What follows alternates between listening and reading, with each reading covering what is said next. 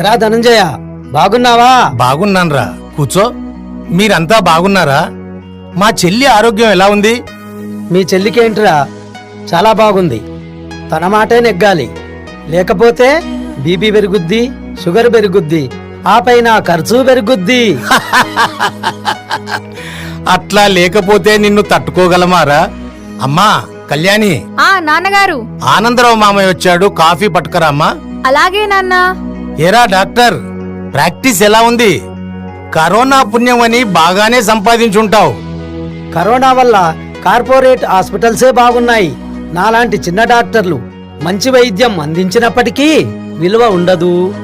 చెప్పాలంటే ఆయుర్వేదమే మంచి వైద్యం. బాగున్నారా మావయ్య? బాగున్నానమ్మా. థ్యాంక్స్ అమ్మా.